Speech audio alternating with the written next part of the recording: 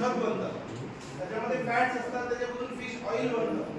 त्याची चकचकणारी जी स्किन आहे, लेदर आहे, त्याच्यापासून पर्स, पेन, वॉलेट्स आणि वेगवेगळ्या प्रीमियम लेदरचे प्रोडक्ट्स बनतात.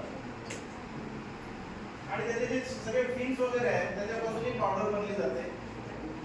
आणि ज्यावेळी हा मासा ट्रिम केला जातो, ट्रिम म्हणजे जी फिलेट असते तिला ड्रेसिंग केली जाते आणि एकदम सुपर फाईन बनवली जाते. त्यावेळी मांस बाहेर पडतात.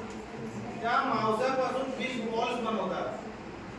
फिश बॉल्स म्हणजे आपण चायनीज मध्ये खातो ना ते फिश बॉल्स, ते सगळे या माशापासून बनलेले असतात.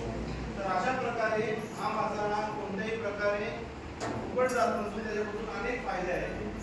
आणि याचं जर आपण संवर्धन शेतकऱ्यामध्ये केलं तर कटला, रोहू, मृगळ हे मासे आपण एका 10 गुंठ्यामध्ये, 10 गुंठे म्हणजे किती झाले मीटर स्क्वेअर, किती झाले? 1 गुंठा म्हणजे 100 स्क्वेअर मीटर, बरोबर आहे.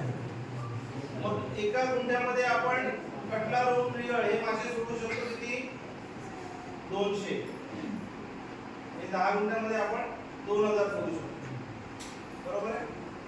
हे मासे आपण 10,000 सोडू शकतो. आता तुम्हाला वाटेल का असं शक्य आहे? या माशाला मिशा असतात. हा श्वसनशील मासा आहे. हा हवेतील ऑक्सिजन घेऊन जातो. पाण्यातील ऑक्सिजन जरी कमी झालं तरी हवेतील ऑक्सिजन घेऊन हा मासा